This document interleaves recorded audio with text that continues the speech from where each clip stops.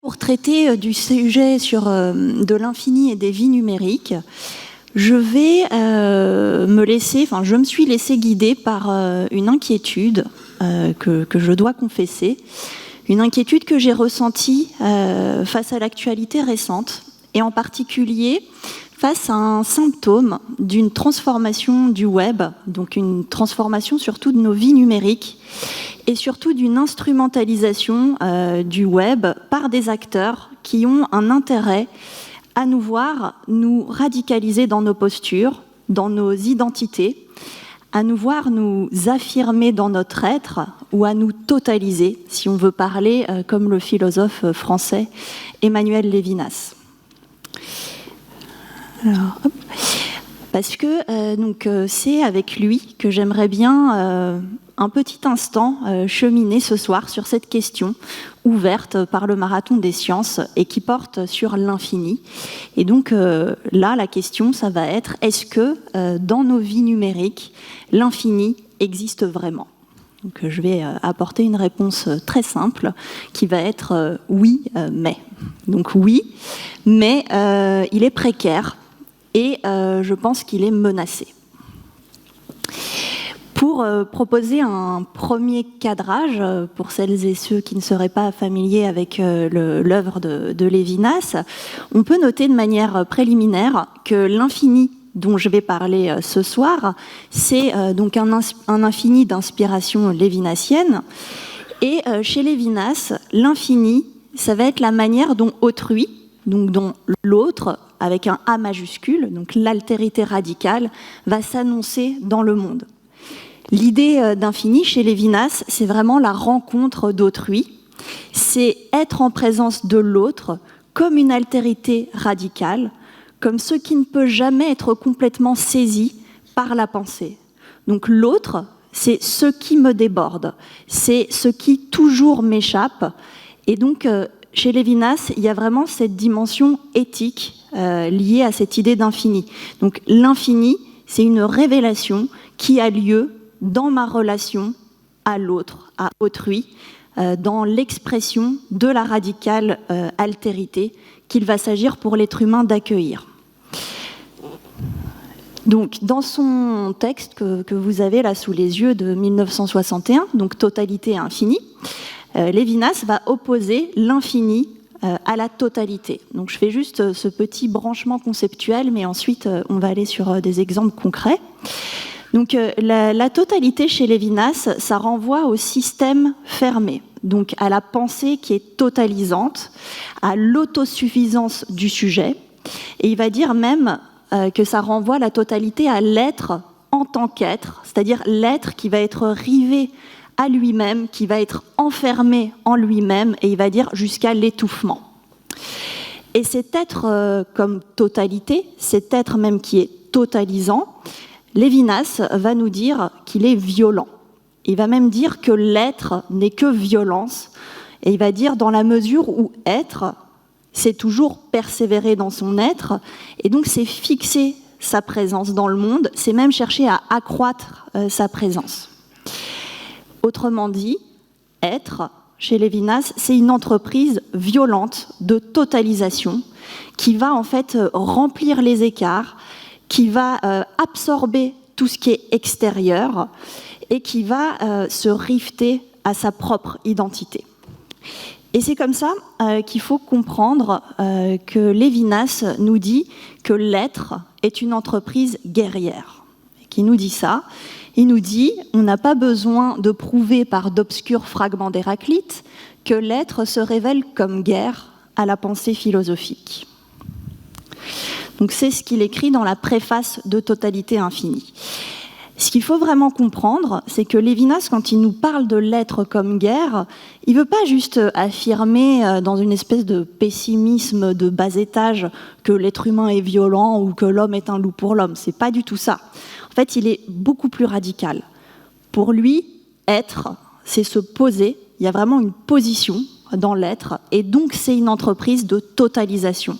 Et cette entreprise de totalisation, elle est par définition violente, et elle est guerrière, et elle est tout entière opposée à l'idée d'infini, et l'infini c'est tout l'inverse. L'infini ça va être l'ouverture de soi, l'exposition à ce qui est, à ce qui fait irruption, c'est-à-dire ça va être l'ouverture de l'être à quelque chose qui toujours le déborde et le dépasse, et ce quelque chose qui toujours le déborde et le dépasse, ça va être l'altérité, donc ça va être autrui. Et la manière dont Lévinas a pensé cette articulation entre l'infini et l'être comme guerre, je pense que ça peut nous offrir un éclairage pour saisir un des phénomènes auxquels on assiste aujourd'hui sur le web et que on peut ramener sous un label qui est celui de la guerre cognitive. Mais surtout, ce qui me plaît chez Lévinas, c'est qu'il va nous proposer, on peut s'inspirer de sa philosophie de l'infini pour comprendre comment on peut résister, ou en tout cas échapper à ce phénomène-là.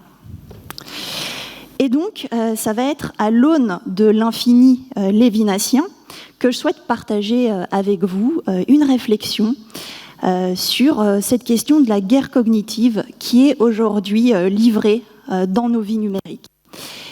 Je vais je vais articuler mon propos autour de trois éléments. Donc d'abord, je vais définir ce que c'est que la guerre cognitive. Et j'en donnerai des illustrations concrètes. Donc on va revenir très terre à terre et s'approcher peut-être de stratégies bassement humaines. Et ensuite, je vais essayer de montrer comment les attaques cognitives qui ont lieu sur le web peuvent être comprises comme des opérations de totalisation. Et enfin, ce sera le dernier moment. Je vais essayer de vous convaincre que l'infini, comme rapport justement à autrui, à l'altérité, offre des perspectives de résistance au développement d'un web qui peut devenir asphyxiant.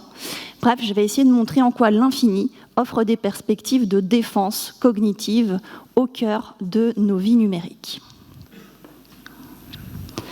Donc on commence avec la guerre cognitive.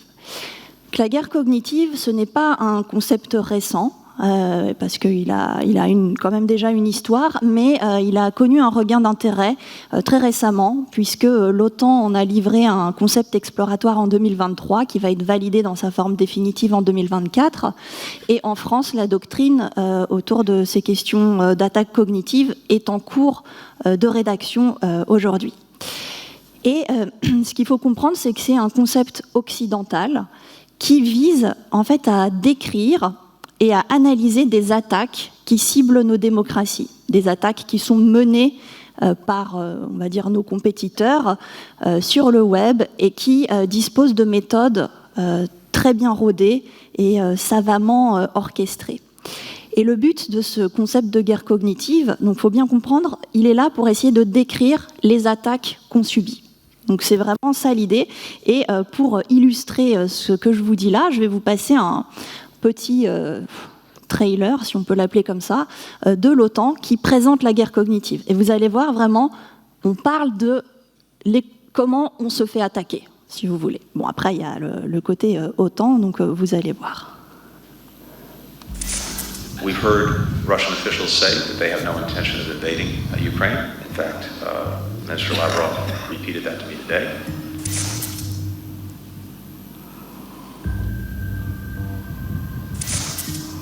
You know, it was not us to abandon all contacts. So he was not there to listen to the others and to discuss and participate in a meeting.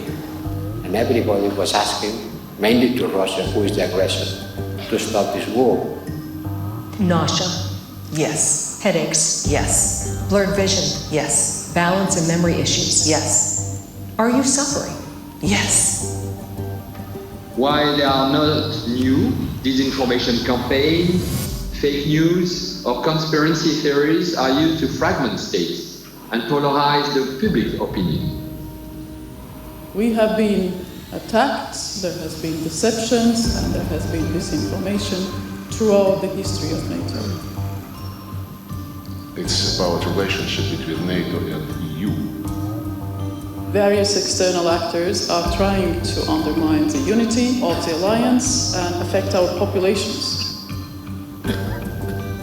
When anybody preaches disunity, tries to pit one of us against the other through class warfare, race hatred, or religious intolerance, you know that person seeks to rob us of our freedom and destroy our very lives.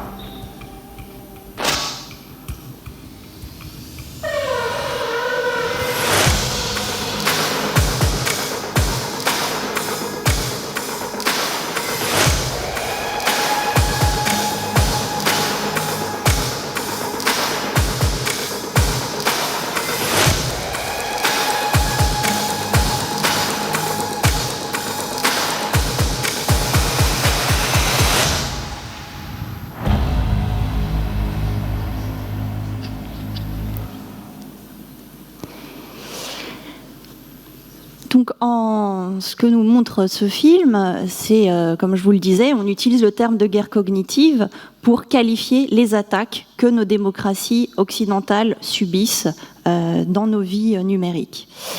Et si on doit le décrire de manière succincte, la guerre cognitive, c'est la guerre qui va placer le cerveau au cœur du champ de bataille. Donc c'est vraiment cette idée d'attaquer les pensées humaines, d'attaquer la manière dont on va percevoir le réel, dont on va forger nos croyances, nos représentations, nos imaginaires, nos narratifs.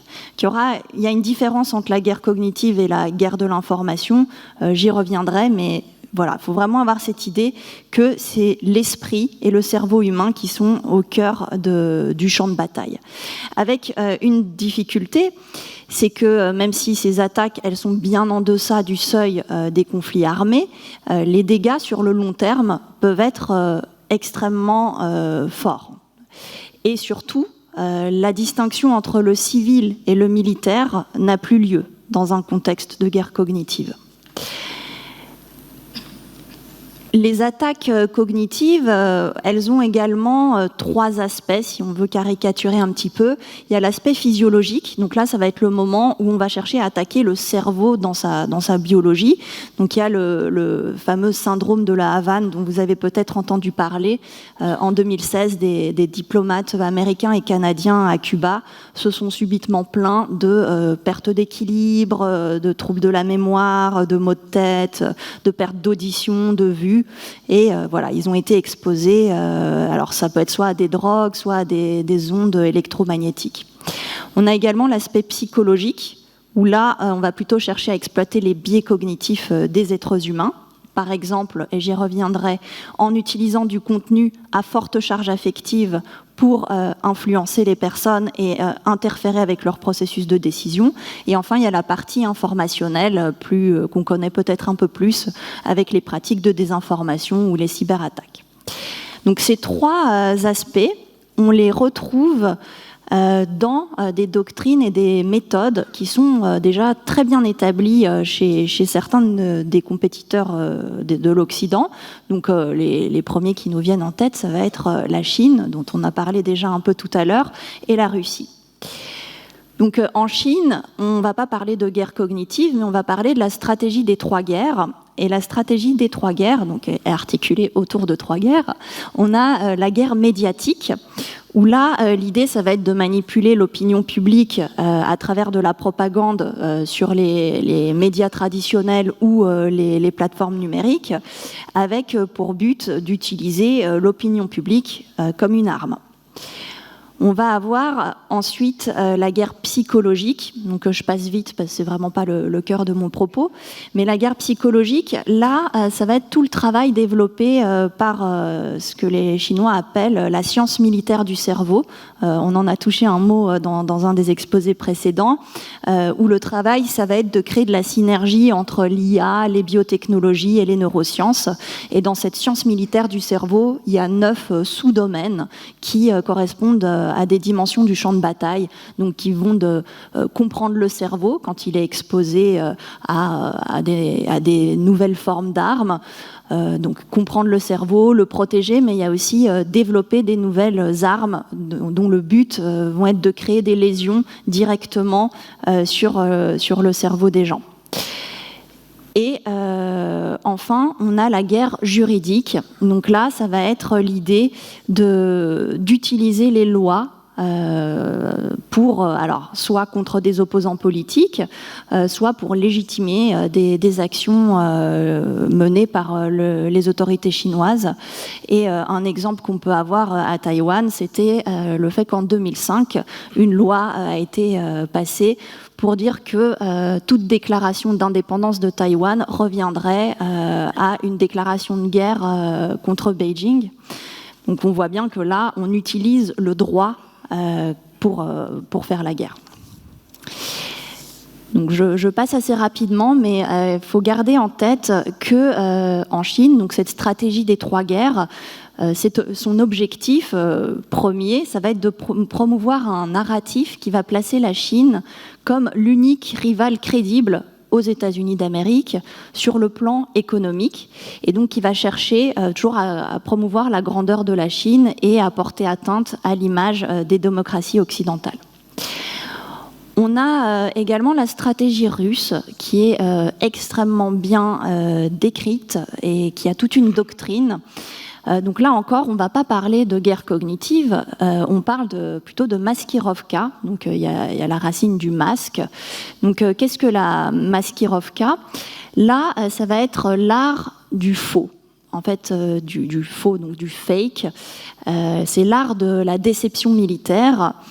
Et c'est quelque chose qui est extrêmement bien maîtrisé en Russie. Et donc le but, ça va être de tromper, de semer de la confusion, d'épuiser et parfois même de désespérer les personnes et les sociétés. Ce qui est assez intéressant dans cette maskirovka, c'est que déjà elle est assise sur des fondements scientifiques qui viennent des sciences cognitives et de la psychologie. Et le but, ça va être de documenter les biais cognitifs humains et ensuite de pouvoir les exploiter. Donc c'est une vieille méthode, hein, ça c'est évident, mais aujourd'hui, elle s'est vraiment institutionnalisée. Elle traverse toutes les dimensions de l'État, donc de l'homme d'affaires au diplomate, en passant par les agents de renseignement. Elle est donc reconnue, elle est officiellement financée. Donc c'est quelque chose de solide, ça ne se fait pas sous le manteau. Et élément également très intéressant dans cette approche, c'est qu'elle va croiser des méthodes descendantes et ascendantes.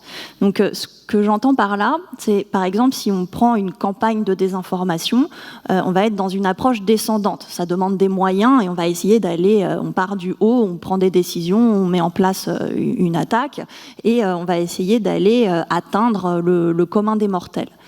Mais ce qui est intéressant, c'est qu'ils tiennent également compte de l'approche ascendante, c'est-à-dire qu'une fois qu'une personne est convaincue par un narratif, elle va le propager et petit à petit, ça va atteindre les personnes qui décident ou les personnes qui sont en responsabilité. Donc il y a plusieurs méthodes très, très, très bien décrites de cette maskirovka.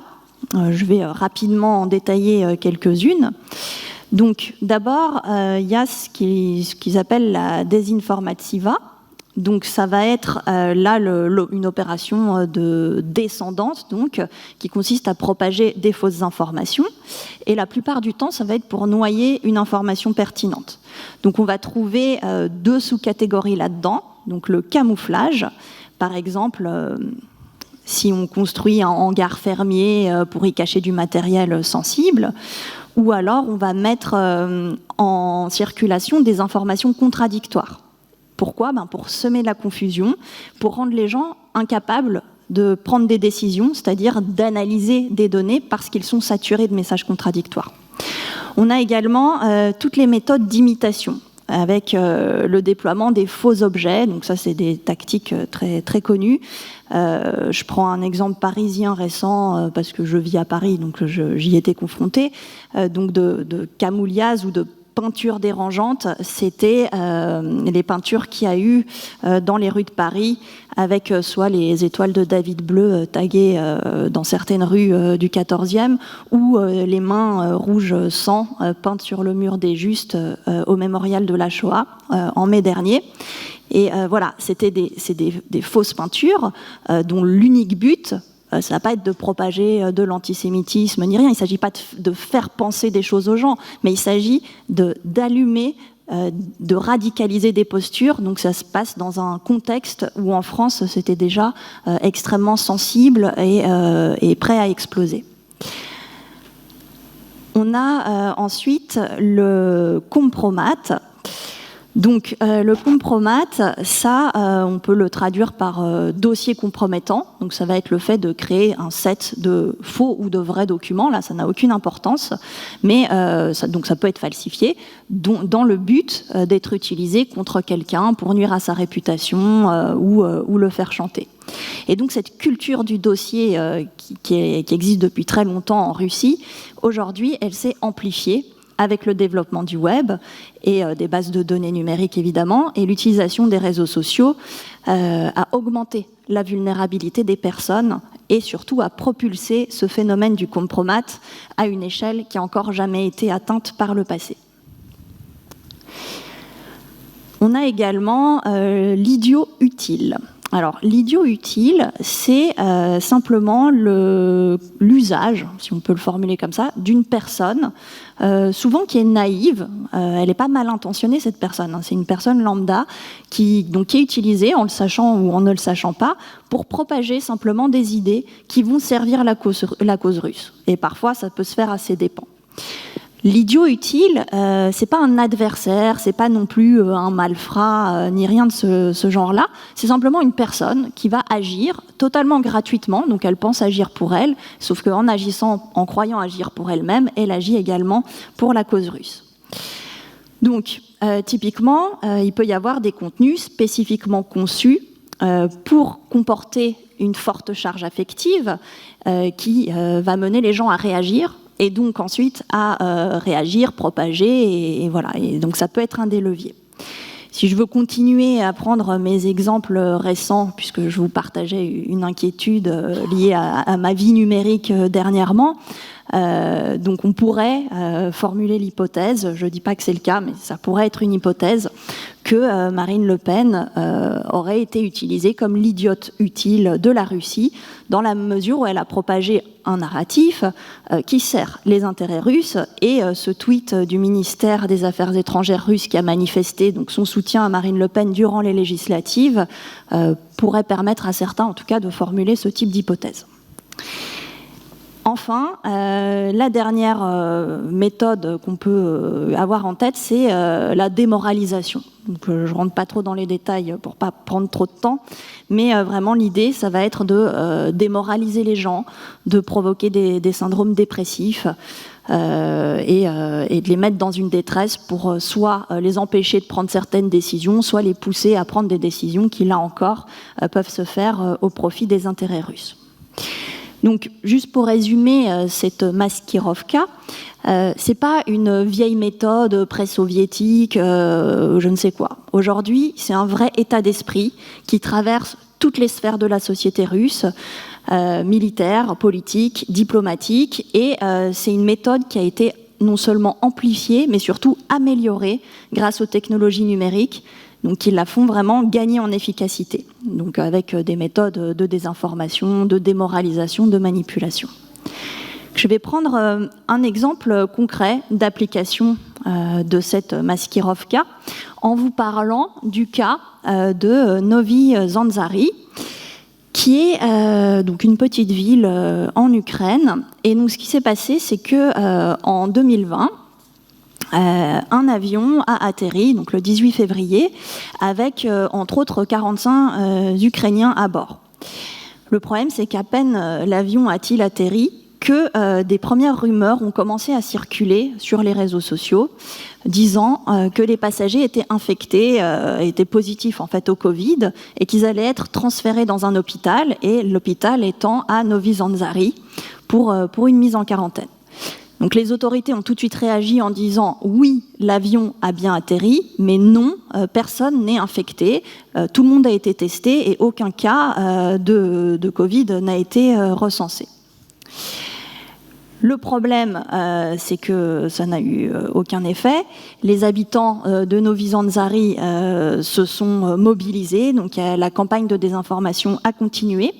La mobilisation a eu lieu non seulement sur les réseaux sociaux et les plateformes numériques, mais également dans la rue, c'est-à-dire que les habitants sont sortis dans la rue, se sont mobilisés, ont commencé à construire des barricades et ils voulaient vraiment empêcher le bus qui transportait les passagers de l'avion de passer et d'arriver dans leur ville. Donc, tout un ensemble de groupes sur différents réseaux sociaux se sont créés pour se mobiliser, diffusant plein de faux messages du type qu'il y avait des dizaines de morts et qui a incité, donc des messages qui ont incité la population à se mobiliser. C'est-à-dire, ça a été jusqu'à leur demander de mettre le feu à l'hôpital. Donc c'est allé vraiment très loin. Et parmi les diverses incitations, il y avait également l'incitation à consommer des informations, par exemple sur Nash TV, qui est une chaîne ouvertement pro-russe. Et par ailleurs, les modérateurs des différents groupes créés sur les plateformes numériques ne cachaient pas du tout ni leur identité russe, ni leur volonté de promouvoir un narratif pro-russe. Donc les tensions ont vraiment commencé à monter très violemment à Novi Zanzari. Les forces de l'ordre sont arrivées et à ce moment-là, donc il faut bien se remettre dans le contexte, on est dans un niveau d'anxiété collective qui est immense. On ne connaît pas bien cette maladie, les gens ont peur. Et là arrive un avis sanitaire envoyé par la ministre de la Santé de l'époque qui confirme l'infection de 5 passagers. Donc c'était un faux avis sanitaire. Donc là, tout de suite, les autorités, pareil, ont réagi, ont dit pas du tout, il y a eu une usurpation d'identité. Ça ne s'est pas produit, et déjà, il n'y a pas eu ces infections, et la ministre n'a jamais envoyé cet email. Seulement, ça n'a pas empêché les rumeurs de continuer à circuler et voilà, là, des agents provocateurs se sont déployés sur place. Ça a fini avec des blessés, des arrestations et voilà. Bon, bref, ça s'est pas très bien fini. Je vous parle de ça parce que c'est un cas d'école en matière de guerre cognitive. Pourquoi ? Parce que c'est une attaque qui se limite pas à une guerre de l'information. C'est-à-dire qu'il n'est pas juste question d'agir sur ce que les gens pensent, mais c'est vraiment une guerre cognitive au sens où il s'agit d'agir sur la manière dont les gens pensent. Pour le dire autrement, c'est vraiment l'idée, on ne va pas essayer d'agir sur le contenu de la pensée, mais sur la manière dont l'information est traitée par les personnes. Donc c'est ça la différence entre la guerre de l'information, enfin non, il y en a d'autres, mais je prends un peu des raccourcis, et la guerre cognitive. Et donc, pour comprendre comment on agit sur comment les gens pensent, ou comment ils traitent l'information, il faut comprendre que les attaques cognitives, elles vont reposer sur 2 éléments, donc d'abord de la connaissance, évidemment, et des moyens techniques. Et donc, comme l'usurpation là, de l'identité ou les réseaux sociaux. Et donc, si on part sur la connaissance, c'est de la connaissance qui vient des sciences humaines et sociales, les SHS, et en particulier des sciences cognitives. Et il y a donc l'utilisation de certains biais cognitifs. Je ne vais pas tous les lister faute de temps, mais on peut déjà parler du biais attentionnel. Donc le biais attentionnel, il renvoie au fait que notre état émotionnel exerce une influence sur notre attention, c'est-à-dire qu'on va porter beaucoup plus d'attention à quelque chose quand on est émotionnellement stimulé. Et c'est ce qui s'est passé à Novi Zanzari, puisque la peur de l'infection par une maladie qui était encore peu connue a créé un biais attentionnel qui a mené les habitants en fait, à prêter plus d'attention au contenu stimulant cette peur qu'à ceux qui pourraient l'apaiser. Ce biais attentionnel, il s'est retrouvé encore augmenté ou amplifié par le biais de négativité, là, qui mène les personnes plutôt à considérer en premier lieu les informations négatives plutôt que les informations positives. Donc c'est là où on a eu plus tendance à s'intéresser au contenu qui évoque des morts et des malades qu'aux démentis.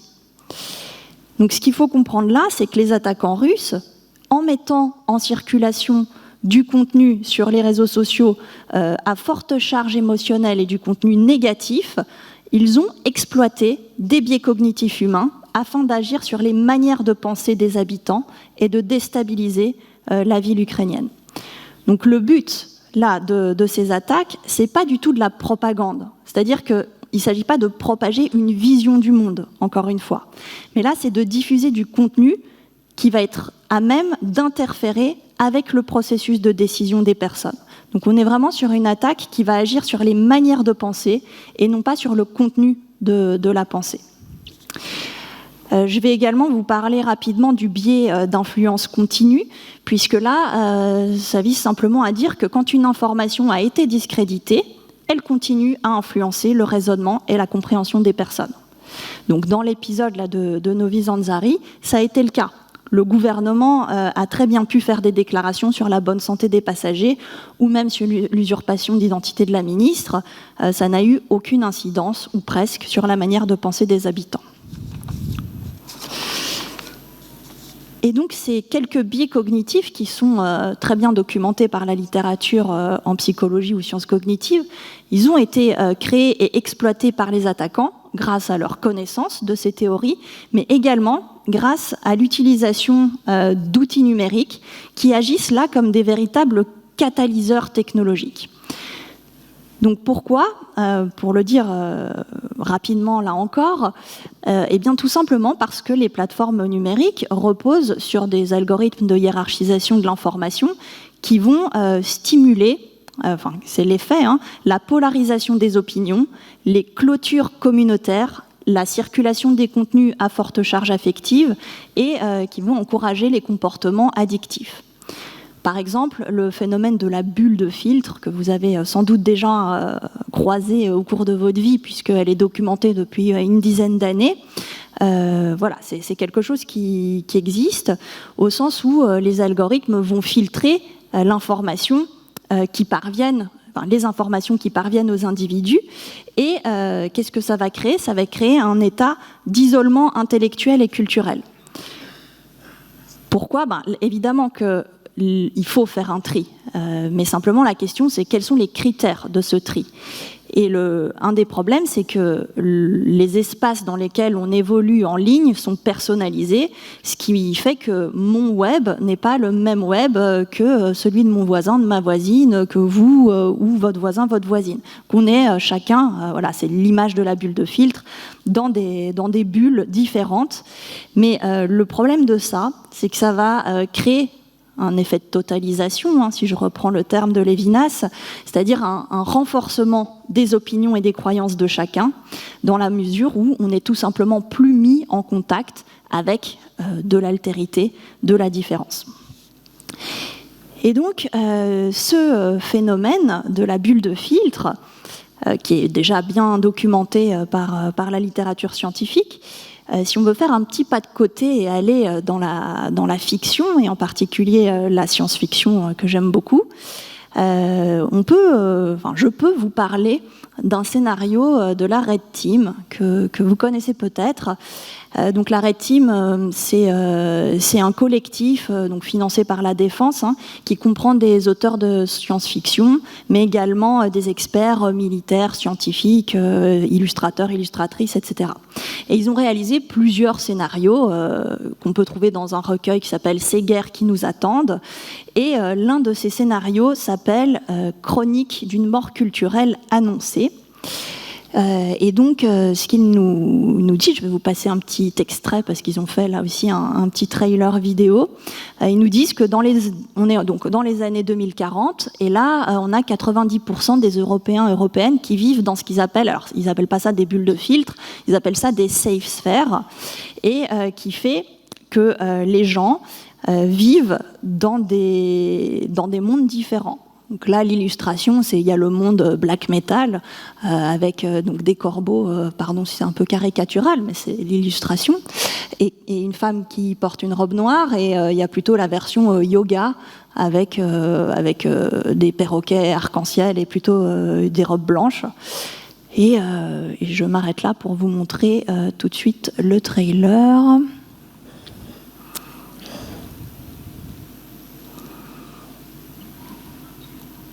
Ah, il passe pas. Bon. C'est pas forcément grave, mais... Bon, c'est pas grave, je vais vous l'expliquer du coup à voix haute. Donc je reprends, donc il y a cette idée des safe spheres, et à un moment donné dans l'histoire, il y a une attaque biologique, et donc il faut évacuer la population, et là on a l'armée qui lance l'opération qu'ils appellent Homanide, et le but ça va être donc d'évacuer la population. Simplement c'est plus possible parce que les gens ne croient plus dans les messages diffusés par les autorités. En fait, les gens vivent dans des bulles, donc vivent dans des univers tellement différents qu'il n'y a plus en fait de monde commun. Et quand on arrive à un moment où, après, voilà, il y a la défense derrière, donc pour eux peut-être le monde commun, c'est quand il y a une catastrophe et qu'il faut se protéger. Mais ce qui est intéressant dans le fond de ce scénario, c'est la perte de ce monde commun si chacun vit dans sa safe sphere. Donc c'est un peu ce que dit ce scénario. Et donc, je vais juste vérifier que la suite du diapo... en fait, il n'y a plus rien après dans le diapo. Ah, c'est revenu. Alors, attendez. Ouais, bon, c'est revenu. On va le laisser là en attendant. Donc, je reprends le fil. Donc, les attaques cognitives, là, dont on vient de parler, elles reposent sur la fermeture des individus sur eux-mêmes et sur leur système de croyance. En fait, elles vont même inciter les êtres humains à former des totalités, si je reprends le vocabulaire conceptuel de Lévinas. Donc des totalités, ça veut dire des êtres fermés qui vont être rivés à eux-mêmes, à leurs affects, à leurs représentations, qui vont abolir tout écart à eux-mêmes, qui vont être incapables de relation avec l'altérité. Et on retrouve dans les attaques cognitives qui sont catalysées par les outils numériques ce fameux être comme guerre, l'être comme violence, comme totalité, qui est clos donc sur lui-même, que Lévinas a décrit dans son œuvre. Et donc on peut parler de guerre cognitive sur le plan philosophique pour décrire ces opérations de polarisation de l'être, c'est-à-dire l'être comme une entreprise totalisante de position de soi, donc un être qui se révèle comme guerre, comme violence, comme identité qui va étouffer toute forme d'extériorité, qui va être incapable de relation à autrui, incapable d'ouverture à l'altérité, donc incapable d'infini. Et donc ces attaques cognitives, elles peuvent être comprises comme des opérations de totalisation de l'être, auxquelles on peut toutefois répondre à l'aide d'une stratégie de défense qui peut être pensée justement à partir de ce concept d'infini lévinassien. Alors, le scénario de la Red Team dont je viens de vous parler, mais je n'ai pas pu vous passer l'extrait, on m'a dit, je ne sais pas si cette information est vérifiée, peut-être est-ce une rumeur, hein, mais que ce scénario aurait intéressé la ministre des Armées en France au moment où a été initié tout le travail sur la guerre cognitive. Donc, comme je vous l'ai dit, la doctrine est en cours d'écriture, mais en France, on va plutôt parler de sécurité et de défense cognitive plutôt que de guerre cognitive, parce que guerre cognitive, c'est extrêmement offensif. Qu'on parle de défense et de sécurité cognitive, pour dire quoi? Alors, d'abord, c'est une manière d'hériter d'une autre doctrine qui s'appelle la lutte informatique d'influence. Et les spécificités, si je veux les caricaturer à très gros traits, c'est que d'abord, on va limiter les opérations de cyberinfluence aux opérations militaires extérieures. Donc il n'y a pas, dans cette question de guerre cognitive, il n'y a pas d'action ou d'opération orientée vers la population française. Ensuite, on va se concentrer sur la détection et la caractérisation de ces attaques cognitives. Pour faire quoi? Pour pouvoir les contrer. Donc ça, c'est extrêmement important à comprendre, et également que ça respecte le droit international. Ça paraît trivial dit comme ça, mais en France, voilà, on est attaché à ce respect du droit international. En temps de paix, ça veut dire respecter le principe de non-ingérence. Donc on ne va pas faire de l'ingérence chez nos adversaires, disons-le comme ça. Et si on est dans le cadre d'un conflit armé, on respecte la distinction entre le civil et le militaire. Et comme je vous le disais, le propre de ces attaques cognitives, c'est qu'elles vont cibler les civils autant que les militaires. Et en fait, dans la guerre cognitive, tous les usagers, tous les gens qui ont une vie numérique se retrouvent potentiellement concernés. Et donc cette approche qui est défensive, qui est respectueuse du droit international, elle fait, selon moi, un pari, peut-être un pari risqué, je vous laisse juge de la question, qui est en fait le pari de la démocratie, tout simplement, ou, pour le dire avec Lévinas, le pari de l'infini. Pourquoi ? Parce que pour répondre aux attaques cognitives, qui sont donc des opérations de totalisation de l'être guerrier, avec le phénomène des bulles de filtre, l'utilisation des biais cognitifs, l'exploitation des biais cognitifs pour renfermer les gens dans leur mode de pensée et dans leurs affects, leurs représentations, eh bien, pour contrer ces attaques cognitives, qui sont donc des opérations de totalisation, on peut opposer l'idée d'infini. Donc l'idée d'infini, comme le dit Lévinas, donc comme ouverture de soi, comme exposition à l'irruption de l'altérité radicale, donc comme accueil de l'autre. Pour juste préciser un tout petit peu, c'est important de comprendre chez Lévinas que autrui, c'est pas simplement un autre par rapport à moi. Donc c'est pas celui juste qui est différent de moi ou qui pense autrement que moi. C'est pas comme le malade du Covid pour l'habitant de Novi Zanzari. Donc on n'est pas dans une altérité relative. S'il utilise le terme d'infini pour parler de l'altérité, c'est pour aller au-delà. Il va dire c'est pas parce que je possède des qualités morales qui me permettent de tolérer la différence de l'autre. Pour lui, c'est vraiment pas ça. Il est bien plus radical quand il thématise le concept d'infini. Il va dire « je suis une subjectivité à partir du moment où autrui, donc comme altérité, comme infini, c'est-à-dire je ne peux même pas le penser, je ne peux pas le saisir. Je ne peux pas être autre chose que de l'accueil avec l'infini.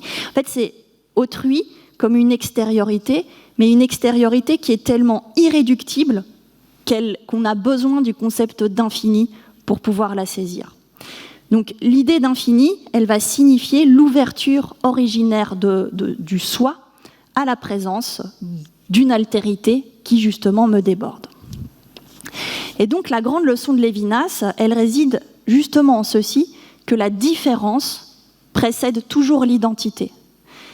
Et donc c'est l'altérité et c'est ma capacité à entrer en relation avec l'infini qui va me constituer en tant qu'un être d'accueil. Donc c'est cette idée-là, c'est je suis d'abord hospitalité. J'accueille l'infini. Et c'est ça qui fait la subjectivité de l'homme.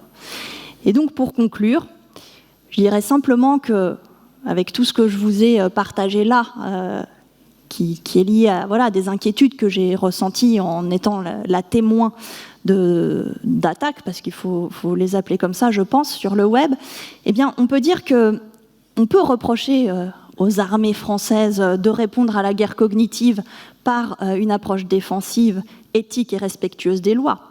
On peut également s'inquiéter face au caractère savamment orchestré des attaques de nos compétiteurs, du caractère non offensif de l'approche française en matière de cyberinfluence, mais on peut également considérer qu'elle témoigne d'un certain rapport à l'infini, c'est-à-dire d'un certain rapport à l'altérité et à la différence. Pourquoi ? Parce que dans nos démocraties, et c'est vrai de nos démocraties numériques, nous sommes toutes et tous traversés par l'altérité, donc par cette altérité radicale et inassimilable que Lévinas appelle infinie. Et le meilleur moyen de nous défendre des attaques sur le terrain cognitif, le meilleur moyen de protéger nos vies numériques, réside certainement en la détection des attaques qui nous ciblent, en les comprenant ces attaques comme des opérations de totalisation pour mieux laisser l'infini insister et nous déborder. Et j'aimerais juste terminer sur une citation de Lévinas qui nous invite à être lucides. Donc soyons lucides, mais il nous dit la lucidité, ouverture de l'esprit sur le vrai, ne consiste-t-elle pas à entrevoir la possibilité permanente de la guerre? Donc oui, soyons lucides, mais rappelons-nous que, comme il le dit aussi, c'est contre l'infini que se brise la dure loi de la guerre. Merci.